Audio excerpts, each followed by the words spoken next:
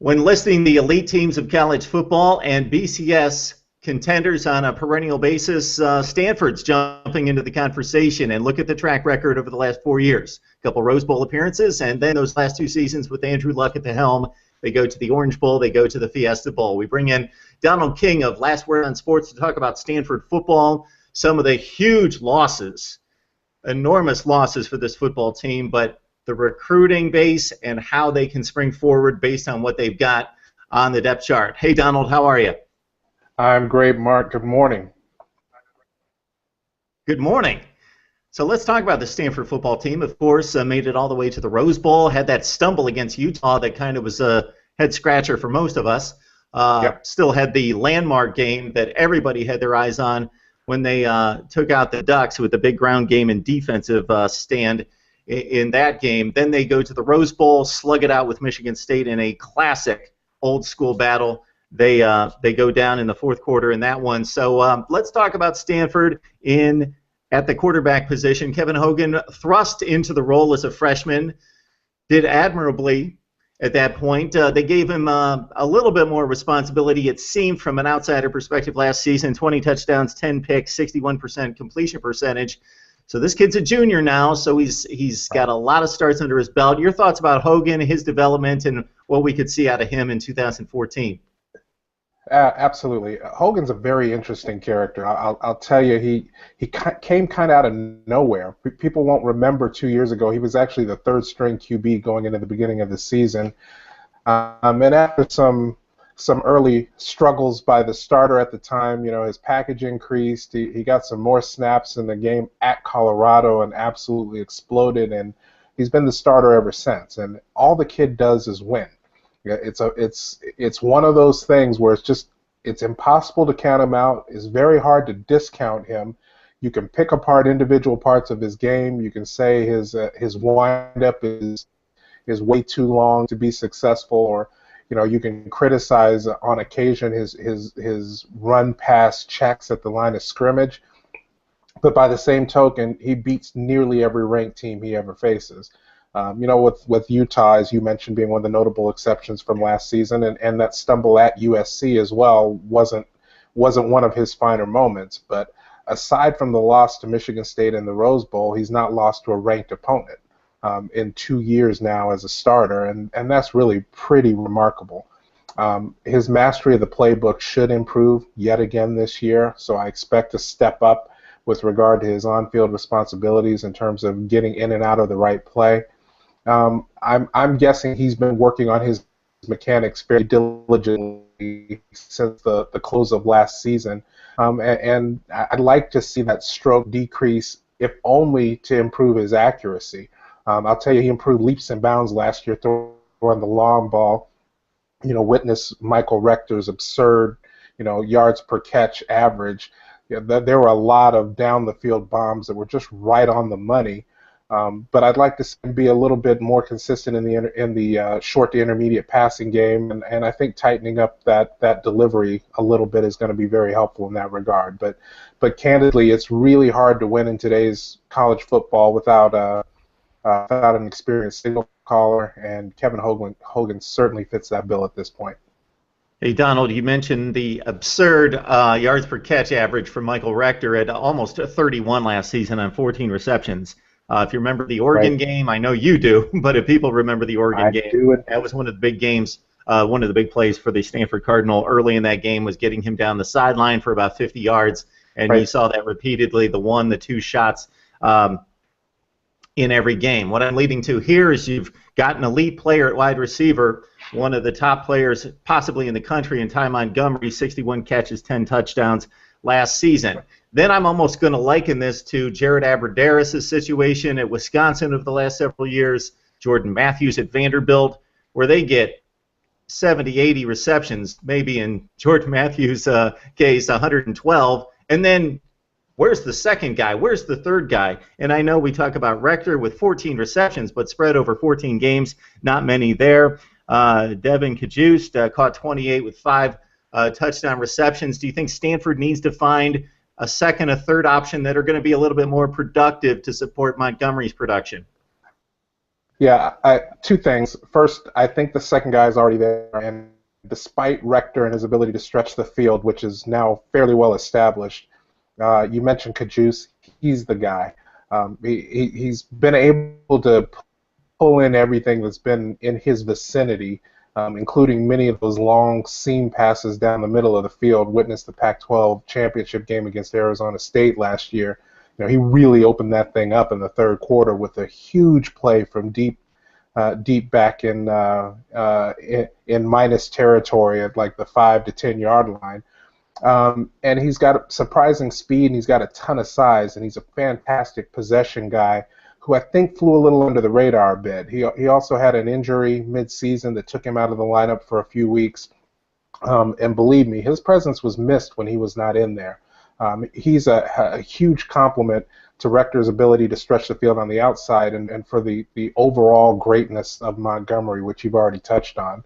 I like to call him the human Swiss Army knife. That guy can just do it all. And if Montgomery is not in the conversation of Heisman Trophy candidates, given a decent season and a strong record by the week 8 or 9 or 10 next season, I think Montgomery has to be talked about as one of the very best players in all of college football.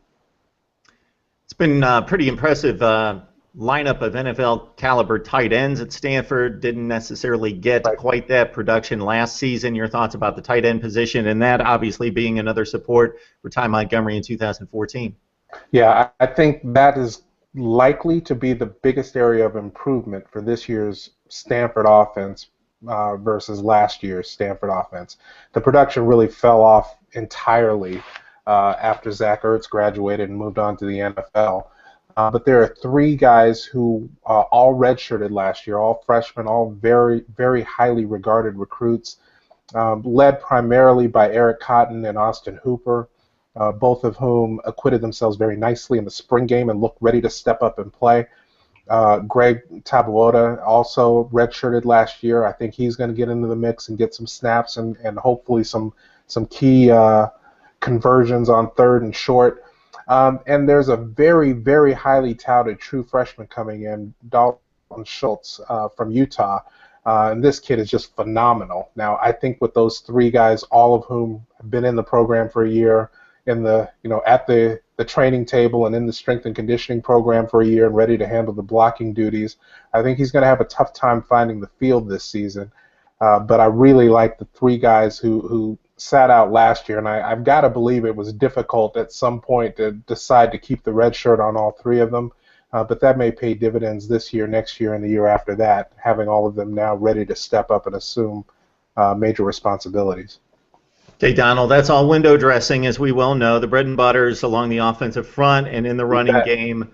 To look at the numbers for Tyler Gaffney last season, who's now in camp with Carolina, 1,700 yards, 21 touchdowns. The image that comes back to me from last season, of course, was the Thursday night that we all had to be locked in to Stanford, Oregon. And it wasn't so much that he's ripping up Oregon on 25 and 30-yard runs or anything like that, but it's just that offensive line just leaning on those smaller ducks, just pushing them down the field, those consistent third and a yard and a half, fourth and a half yard. Just you had no doubt, and those small splits that those offensive linemen would take and just leaning on the defense, and Gaffney carrying the ball like 41, 42 times in that game. So he had a monster year. Then you look down to his number two guy, Anthony Wilkerson, who shipped in with 353 and 2 touchdowns. They're both gone, and I don't see a whole lot of production coming back. So your thoughts about the running back position that's obviously very key in all this? Yeah, well, you touched on the offensive line, and we'll come back to that.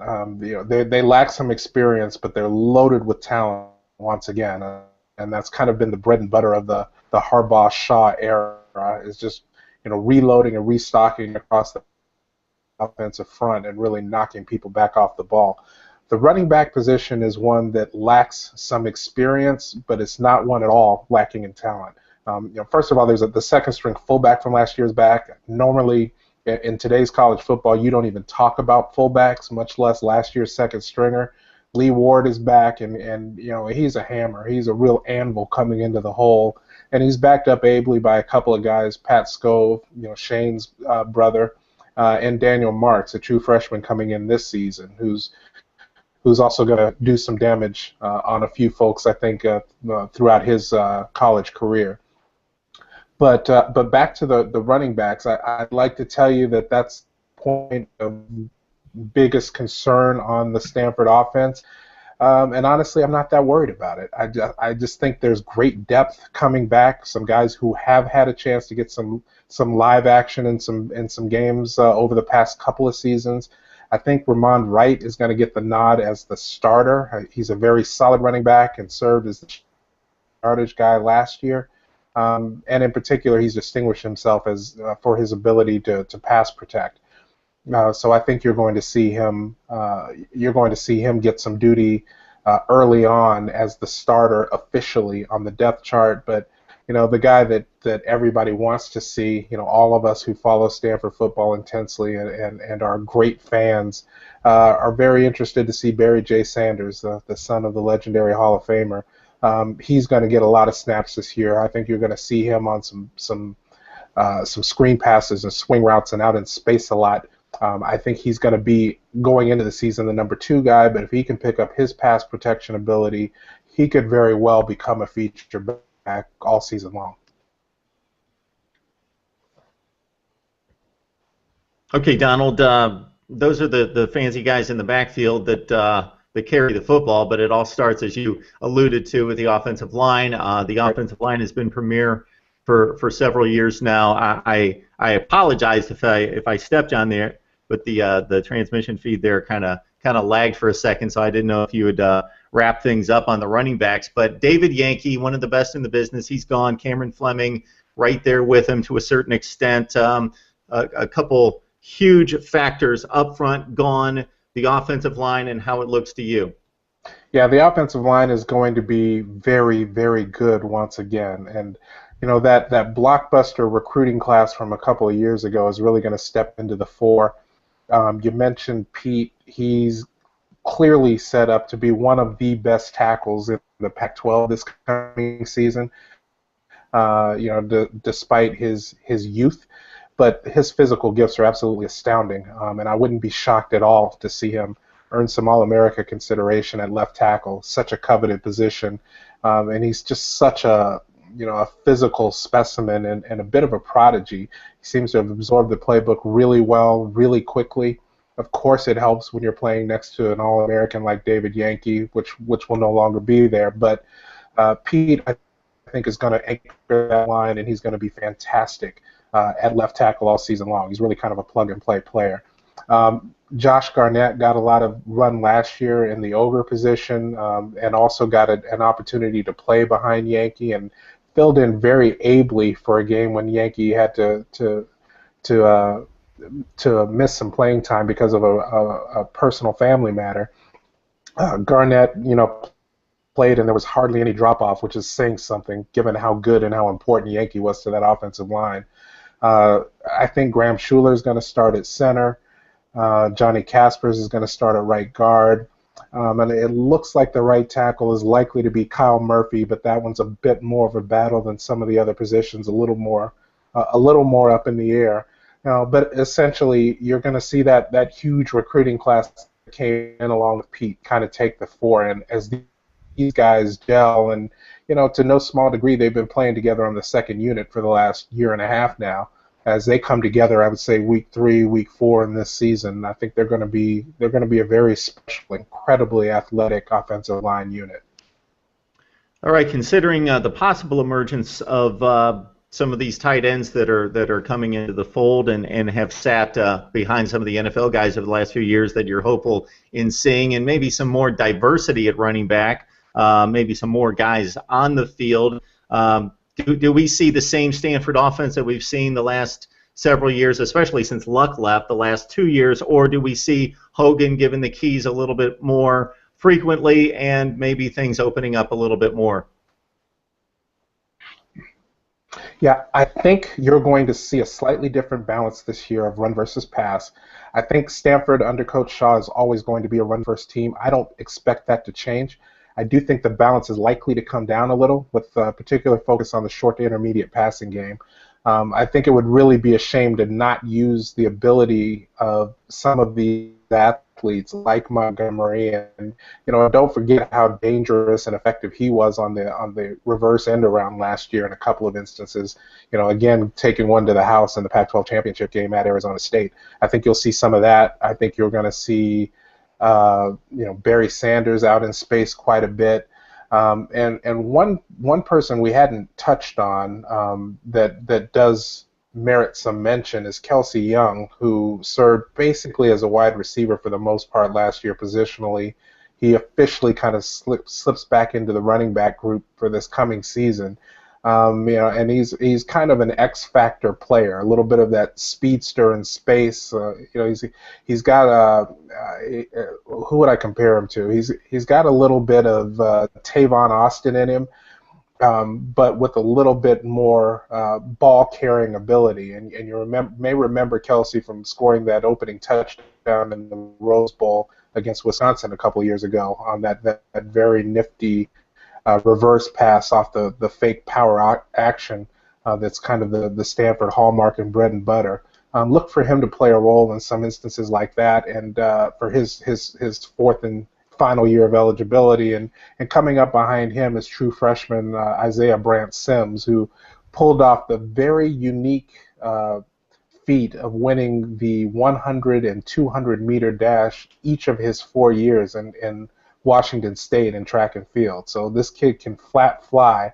And as a matter of fact, in one of his state championships, he beat Michael Rector in the state final. So that'll give you some perspective. The kid can move a little bit, and he's been doing it, since he was a 14-year-old.